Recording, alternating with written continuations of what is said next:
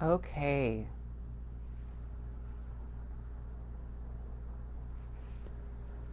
All right. Okay, let's give this a go again. My internet went out. Talk about energy. Is someone playing tricks on me here? It's like feng shui your energy. How about check out your energy and your electronics in your house. Let's give this a go again. Take two.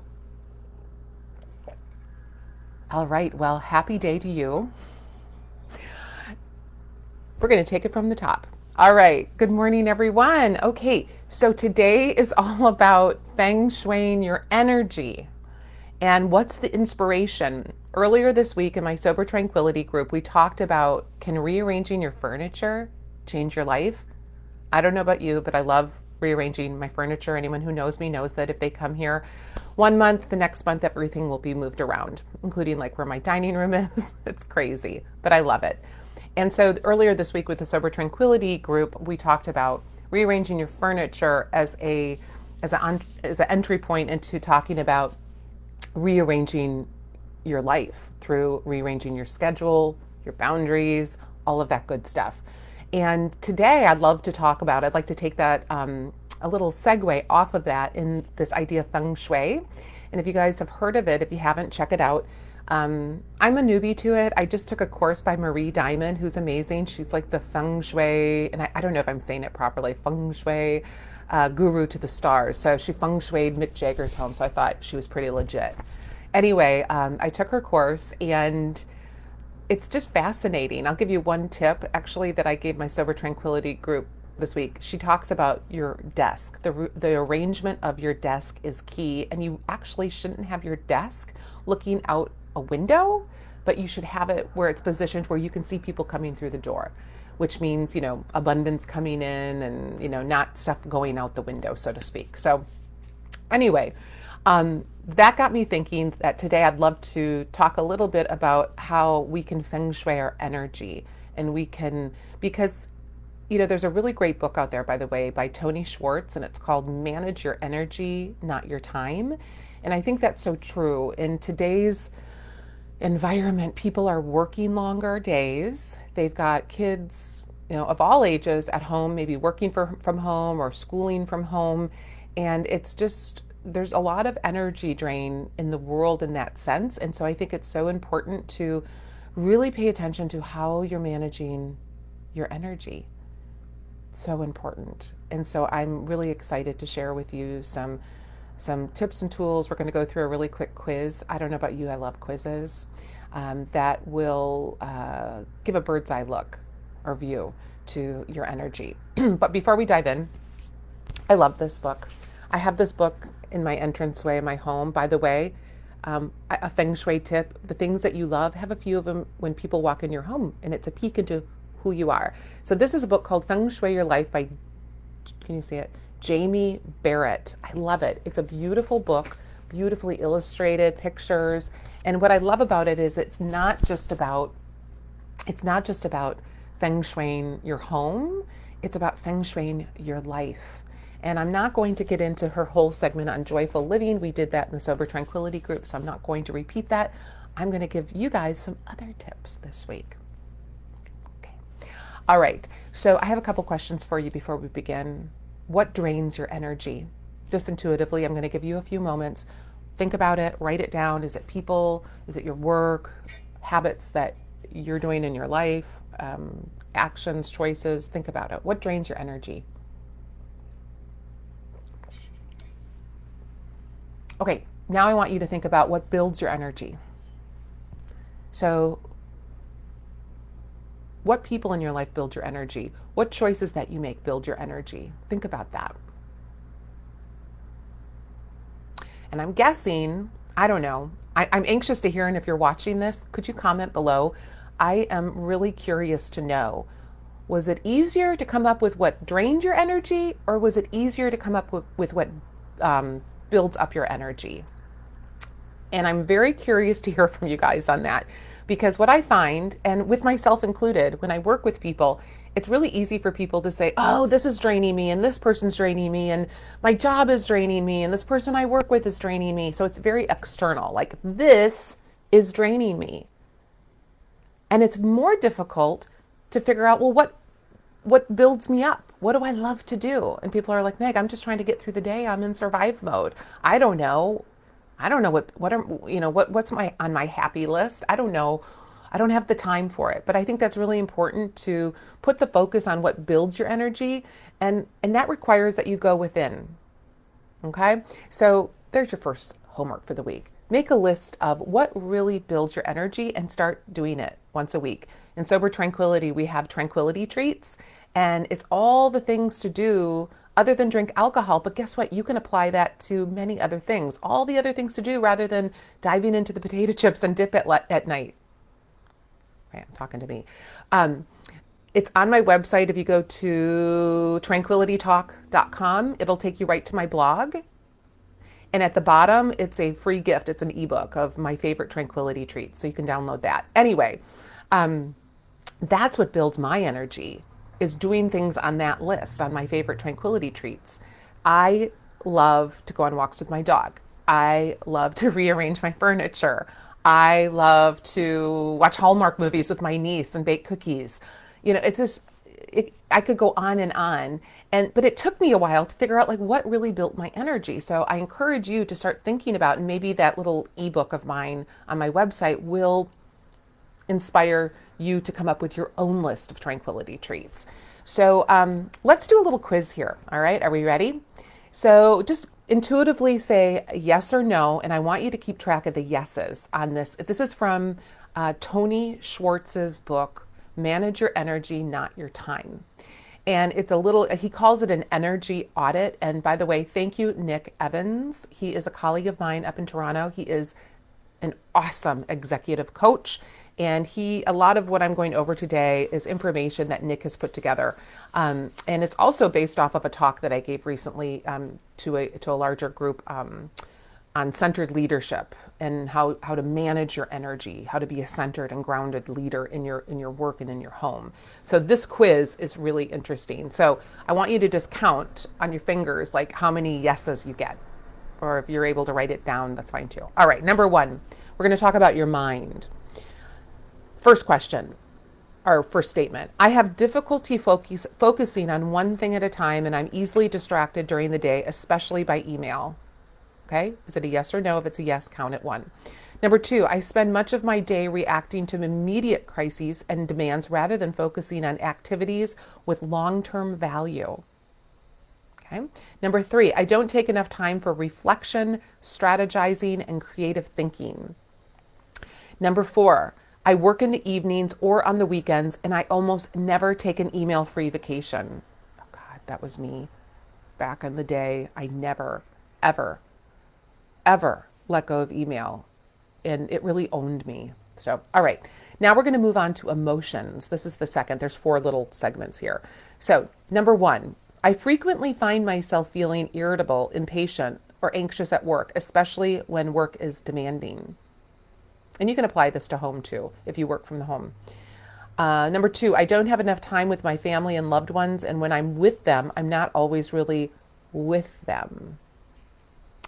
Number 3, I have too little time for the activities that I most deeply enjoy. I think that's probably a yes for a lot of people.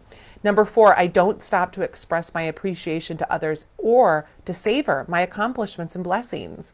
Do you celebrate great things? A dear friend of mine, Jane, talks about that. She had a boss who would always kind of want to skim over, great things that happen. And she's like, no, I need a minute of appreciation.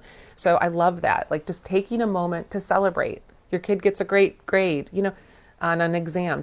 Just take a moment to celebrate. You achieved something at work that you've been working on, like a project. Take a few minutes to celebrate it with your team. Okay, third segment is your body. Are you ready? Here's the 4 questions. I don't regularly get at least 7 to 8 hours of sleep, and I often wake up feeling tired. Number 2, I frequently skip breakfast or I settle for something that isn't nutritious. Number 3, I don't work out enough, meaning cardiovascular training at least 3 times a week and strength training at least once a week. Let's just forget that one, okay? I need to do strength training. Okay, Number 4, I don't take regular breaks during the day to truly renew and recharge, or I often eat lunch at my desk if I eat at all. All right, we're moving on to the last section, and that's your spirit. Number 1, I don't spend enough time at work doing what I do best and enjoy most. Number 2, there are significant gaps between what I say is most important to me in my life and how I actually allocate my time and energy. This is kind of that alignment of what I think, say, and do. So is it in alignment with what you say you want? Are you aligning your actions with that? Okay. So that one I'll reread that because I segued off. There are significant gaps between what I say is most important to me in my life and how I actually allocate my time and energy. Okay. 2 more questions. My decisions at work are often more influenced by external demands than by a strong, clear sense of my own purpose. How often do you get pulled off into the drama of work and you're like, whoa, 2 hours went by? And studies show, I think it takes you like 20 minutes when you get pulled away from a project. It takes you like 20 minutes to get back in the flow. All right, the last one is I don't invest enough time and energy in making a positive difference to others or to the world. So, just giving back, and, giving back can just be being a good neighbor, being there for someone when they need you. All right, so here's the score. If you scored yes to 0 to 3, can I talk to you? You have excellent energy management skills. I need you. All right, if you scored 4 to 6, you have reasonable energy management skills. If you scored 7 to 10, significant energy management deficit. That sounds very, very Tony Schwartz. You wrote the book. You sound very official. Okay, and if you scored 11 to 16 on those, you are a full-fledged energy management crisis. Please do not judge yourself. I bet 90% of the people in the world would score that at this moment in time. Why did I do that quiz? I shared that quiz with you, and you can look it up online. Tony Schwartz, Manage Your Energy, Not Your Time. He wrote a book on it, and I'm sure you can find this quiz online. Why did I share that quiz with you? I think it's so important because when I took this quiz, it was kind of eye-opening, and it's what prompted, it's what prompted me to start putting some boundaries around when I read my email, when I read my text messages, because I'm involved with a lot of different things now. I'm on some committees here in my condo association. I'm part of another board. I won't get into that. I have my work, and then I'm like you, I'm involved in other things. And you probably have that, and you probably have children that you are raising and feeding and teaching and all of that. And so when I took this, I was like, whoa, I need to make some shifts here. I need to get a handle on my schedule because my schedule was pulling me. I'd wake up in the morning and it's like, go.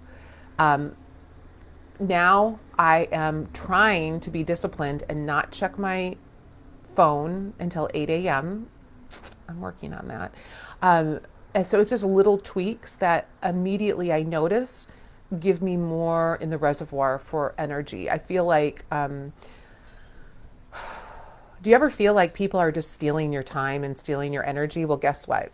You have control over that. And what I found was that I was starting to point fingers just at situations when it's like, okay, I'm in control of me. So there you go. And I think that oftentimes our reaction to overwhelm, like anything, our reaction creates our reality. So if you are feeling overwhelmed and your reaction is to point the finger or to grab the bottle or 2 of wine or to dive into the potato chips and dip even after you've had dinner or to hop on social media, I think that, it's really key for us to pay attention to when I'm overwhelmed, what's my default mechanism?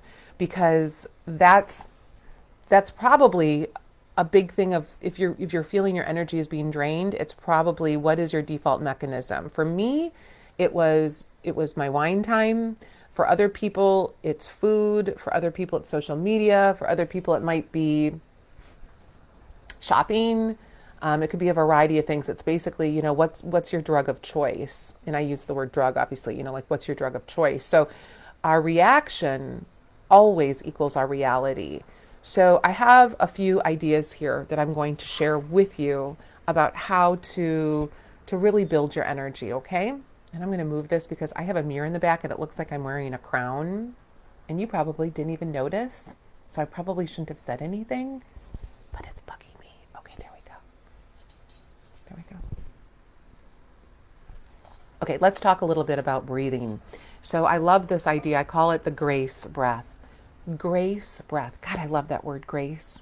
I feel like when we are pushed to the limits and when we're overwhelmed and we want to react and we want to lash out, if we can just step into grace, if we can just breathe in grace, and I just came up with this yesterday on my walk, like it's kind of like the breath of grace, the grace breath. And I had to practice this yesterday, and the person might even be watching this. I was not feeling so hot yesterday, and just physically. And I was really busy with work. And I had a conversation with someone, and it just really triggered me. And we both ended up, and I'll be a little vulnerable here, we both ended up like snapping at each other and hanging up on each other. Like I think at the same time we hung up. I'm going to admit that. I was just like, you know how you have people in your life that like your whole day can be frustrating, but then there's that one or two person that you feel like you can just be yourself with and you kind of take it out on them. That's what happened with us yesterday. Well, we took it out on each other and we're just like, I can't talk to you right now. Okay, bye. And we both hung up. Well, I sat there after I hung up or after I got hung up on, I can't remember which one it was. Oh, I can't believe I'm sharing this with you. But anyway, I sat there and I thought, okay, Meg, your reaction just created your reality. Now, if this would have been me even a couple of years ago, I would have stepped into self-judgment. I would have beat myself up. I mean, it would have been like a snowfall, a waterfall effect. This time, I actually practiced in this grace breath, and I literally said, give me grace. Let me step into grace. I can make this right. So it was funny. We both called each other back around the same time and we were both like, I'm sorry. I just had a rough day. We took it out on each other and it was all good. The cool thing is that we both let it go. And yet I literally said like, I'm stepping into grace. And so when you get overwhelmed, if you're triggered by someone or if you're triggered by work or you're triggered by whatever is going on in the world, you can take this, you can pause, you can just stop. Let's do it together in practice. So we can stop because when you're stressed, that prefrontal cortex in the brain, it's not activated. It's not, I'm trying to sound all sciencey. I just know a little bit about everything. The prefrontal cortex, I've been told, is where when you access it, that comes up with the solutions. That's the smart part of your brain. But when you're stressed and overwhelmed, you can't access that part of your brain. So a really cool tip is to just stop. It's so simple. Why do we make things in life so difficult? We read books on how to become more calm. We read books on how to lose weight. We read books on, this and that. And we follow, the step-by-step and all of this stuff. And we overwhelm ourselves even more. Bring it back to simplicity. Keep it simple. Just stop and breathe. Stop and breathe. And whether it's a mantra of I step into grace, whether it's what would love do at this moment, when you're grabbing for the food or you're ready to say a mean comment to someone or shoot off a text or an email response, what would love do right now? How can I step into grace? And if you don't feel loving, that's okay. But maybe you could say, how can I step into grace right now? How can I be grace? How can I evoke grace in my life? So, it's just doing that. It's stopping and using your breath, taking 3 deep breaths. Just 3 deep breaths and just exhale really long and give yourself 20 seconds to do that. The grace breath. 3 breaths and make the conscious choice to just ask for grace and step into grace. And once you settle down after that 20 seconds, hopefully, you're able to look at things with curiosity and be like, wow, that's really interesting, my reaction. And yesterday when I, wasn't so graceful and got overwhelmed and snapped at this person, afterwards I was sharing with him, I think I reacted because of XYZ. It had nothing to do with our conversation. It was about this other stuff. And we both were like, huh, that's so interesting. So not only was there learning from it, there wasn't this self-judgment and beating ourselves up. Yeah, wouldn't you like to get into my head? Do you ever feel that way sometimes? Like, oh my Lord, if someone got into my head, they'd like run for the hills. Anyway, okay. So let's come up with some more ideas. You can, like I said, if you go to tranquilitytalk.com, that takes you right to my blog. And there is a free gift at the bottom. It's a short little, whatever, download ebook on my favorite tranquility treats. But I want to share some more. So let's go through this. So your morning rituals. How do you wake up? You've heard me talk about this before. How do you wake up? Do you just hop out of bed, or do you stop and do you say, okay, this is how I want to feel today? And maybe it's just one word. Maybe it's purposeful. Maybe it's patient. Maybe it's full of grace. And then what's one thing I can do to love myself today? And then you got to throw in some gratitude, right? What are you thankful for? So that's a really great way to build your energy. Another tranquility treat, and I did a posting on this in this group earlier this week. It's the acronym TIME. And I love that. Did you get your thankfulness in? Did you get your inspiration in? Did you get your meditation in? And did you get your exercise in? And if you start to feel overwhelmed when I say those four words, those four things can be finished in 5 to 7 minutes. Shoot off like a couple things you're grateful for. Read an inspirational quote. Maybe just have a book by your bed, or read a chapter from a book. Meditate for 30 seconds or a minute, and then get up and do some jumping jacks for a minute. Like, you got it done. And so that is really going to build your energy, and it's almost like you put on your energetic outfit for the day when you check off those 4 things. Other things to build your energy are, let's see, I have so many of them right here. Reflect on what's working. Jasmine Star, I saw one of the people I follow, I got her blog today, and she had a quote on, thank you, Kylie, if you're watching, a quote on by Jasmine Star, and it said, focus on what you want and be grateful for what you have. So these moments of appreciation, sometimes we're so forward focused and I want this and I want to achieve that because that's fun, right? Living in the future.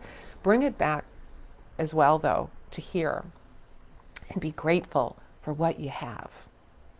Prepping for the week. I've started doing that on Sundays, just really getting a handle on what my week looks like, where I have to be, just different errands I have to run.